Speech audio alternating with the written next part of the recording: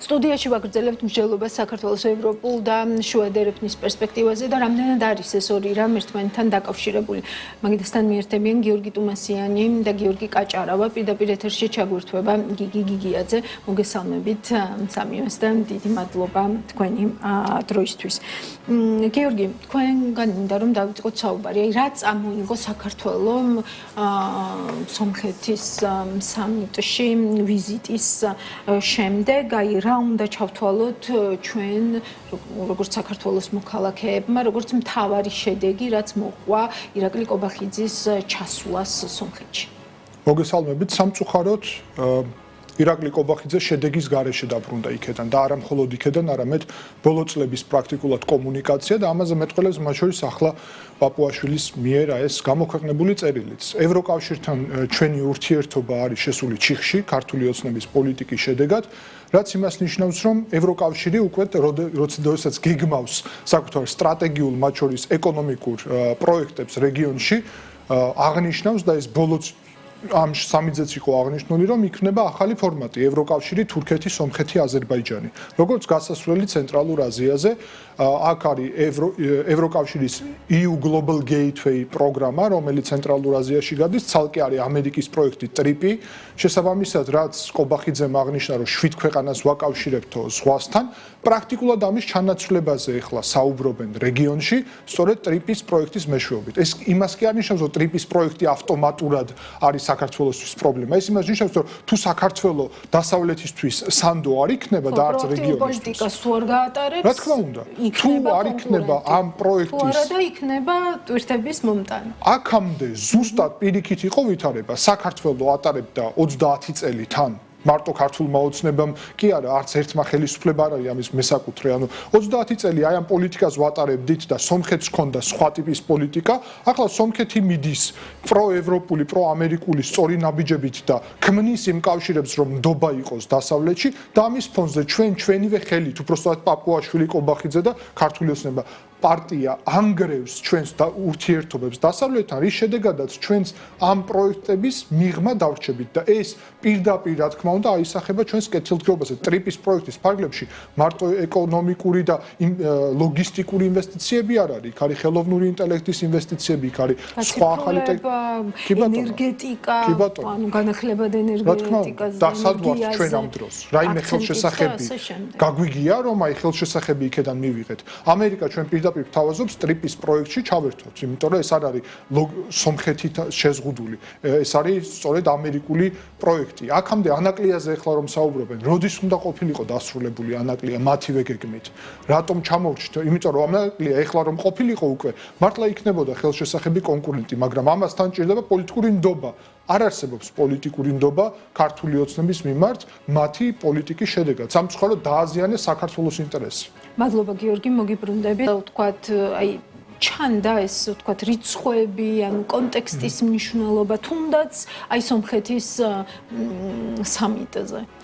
მოდი დავაზუსტოთ პირველ რიგში, რომ რა თქმა უნდა საქართველოს გააჩნია უნიკალური შესაძლებლობები, მაგრამ ეს უნიკალური შესაძლებლობები იქნება გამოყენებული მხოლოდ შესაბამისი პოლიტიკური გადაწყვეტილების არსებობის ფონზე. შეერთებული შტატები დაინტერესებული არის საქართველოს ჩართოს ტრიპში, მაგრამ აშკარად დავეთანხმები იმ ლოგიკას, რაზეც იყო საუბარი, მაგრამ უნდა მაგალითიც მოვიყვანოთ, რომ ნოემბერში, როდესაც თეთრ სახლში იყო შეხვედრა პრეზიდენტ ტრამპის და ცენტრალური აზიის 5 ქვეყნის პრეზიდენტის დოკუმენტში, რომელიც დაკავშირებადობას ნიშნავს ცენტრალურ აზიასთან, არის ნახსენები მხოლოდ პროექტი ტრიპი. ეს არის პოლიტიკური გადაწყვეტილება. ტრიპი ჯერ არც კი არსებობს, მაგრამ შეერთებული შტატების ინტერესი იქ გამომდინარეობს იქიდან, რომ სომხეთის რიტორიკა და მიდგომა არის რადიკალურად სხვა და საქართველოს მიდგომა, აგერ პაპუაშვილის განცხადება თქვენ თვითონ ნახეთ. შესაბამისად მათ შორის ჩინეთთან დაახლოების ფონზე პოლიტიკურად და რუსული გავლენების გაზრდის ფონზე შეერთებული შტატები და ავტორიტარული მიდრეკილების გაზრდის ფონზე შეერთებული შტატები ბუნებრივად ეძებენ ალტერნატივას, თან ალტერნატივაზე აუცილებლად უნდა დავამატო რიცხვებზე. სწორად იყო აღნიშნული, რომ გიუმრი კარსის გახსნის ფონზე პირველი შეიძლება მილიონი ტონა იყოს, მაგრამ რეალური მაჩვენებელი, რომლის მიღწევა შეიძლება 6 მილიონი ტონაა.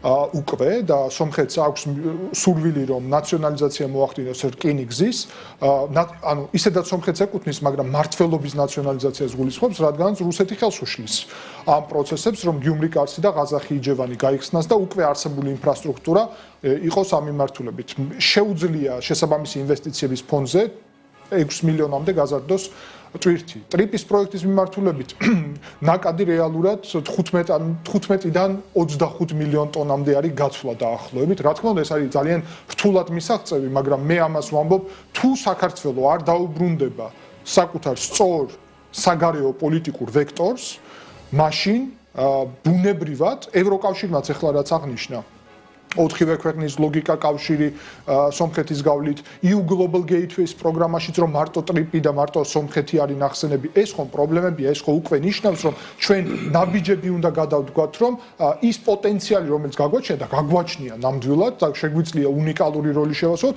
არ დავკარგოთ ეს როლი. ახლა იმიტომაც მიდის ბევრი აქცენტი მათ შორის სომხეთზე, იმიტომ რომ სამწუხაროდ პარტიამ ქართულმა ოცნებამ მიიღო გადაწყვეტილება, რომ საქართველოს გეოპოლიტიკური როლით ივაჭროს საკუთარი ძალაუფლების შენარჩუნების კონტექსტში. სწორედ ამიტომ არის აქცენტი გაკეთებული იმ მხრივ. ხოლო მეორე ვარიანტია, რომ ჩვენ ვისარგებლოთ ამ უნიკალურ როლით, აღვადგინოთ ეს კავშირები დასავლეთთან, არ წავიდეთ პოლიტიკურად ჩინეთისკენ, რომელიც თქვენ იცით, რომ აი ტრიპის პროექტი რა არის.